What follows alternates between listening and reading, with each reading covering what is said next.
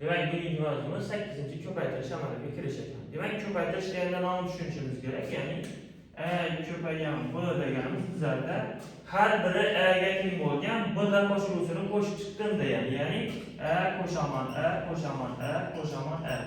Shu yerda a'lar soni b ga teng bo'lib turibdi. Shuning uchun a ni b ga ko'paytmasi bo'ladi. Bu yerda a deganimiz bu yerda ko'paytuvchi. Demek bu değerimiz ham bu yerda ko'paytuvchi. Bu değerimiz ham ko'paytuvchi. Demek a ko'paygan bu değerimiz bu yerda ko'paytmani beradi bizlarga. Ko'paytmani beradi. Demek har biri a ga teng bo'lgan qo'shuvchilarni qo'shib chiqsam, ya'ni b ga teng bo'ladi. Masalan, misol 2 ko'paygan 3 deganimiz bizlar 2 dona 3 ni qo'shib chiqdi.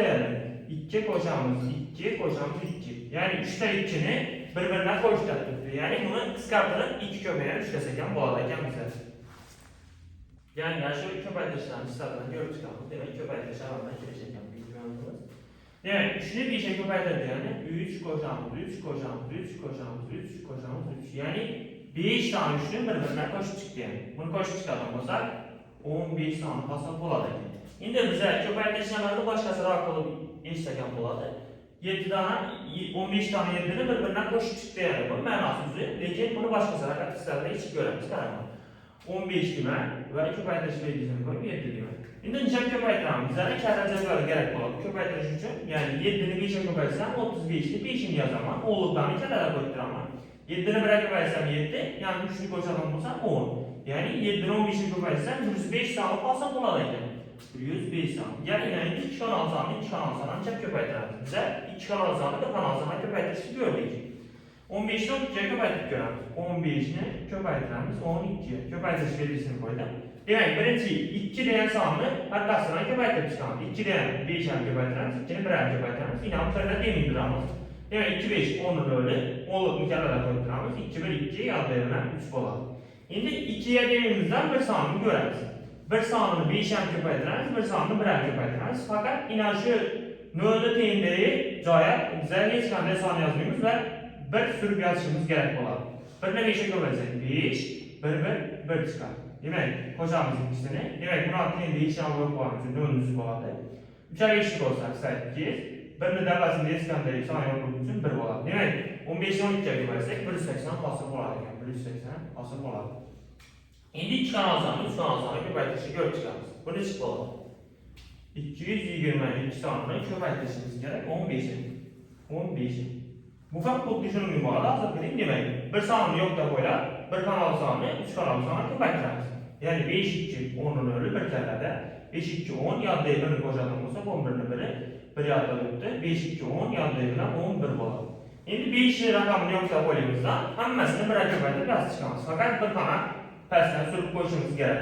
1 2 2 1 2 2 1 2 2 bo'ladi. Demak, ikkisini qo'shadigan bo'lsak 0 tengda hech qanday raqam yo'q. 0 ni 1 2 ni qo'shsak 3, 1 2 ni qo'shsak 3, 1 2 ni qo'shsak 3. Ya'ni 15 ni 222 ga ko'paytirsak 3330 soni hosil bo'ladi. 3330 soni hosil bo'ladi. Endi kelinglar keyingi sonni ko'rib chiqamiz. 3 kanal soni necha ko'paytiramiz. Bizlarga ko'paytirishda asosan karra jadvali yordam beradi. Shuni yodlab qo'yish, esdan chiqmasin, hamma biladi degan umiddaman. Keyingisi, kelinglar shuni ko'ramiz. 336 ni ko'paytirishimiz kerak 222 ga. Demak, necha ko'paytiramiz? Hammasini ko'paytirib chiqamiz. Bu ikkisini yo'qlab qo'yamiz, faqat 2 ga ko'paytirib olamiz. Ya'ni birliklar xonasini buni 2 ga ko'paytiramiz. 2 6 12 ni ikkisi bir yoqda, 2 3 6 yoqda bilan 7. 2 3 6. Ya'ni 2 ga ko'paytirganda 672 soni hosil bo'ladi. Keyingi 2 ga ko'paytirganda 672 soni hosil bo'ladi. Faqat keyindan bir xona surib yozishimiz kerak. Bir xona qo'yib ketishimiz kerak. Ya'ni 2 7 6.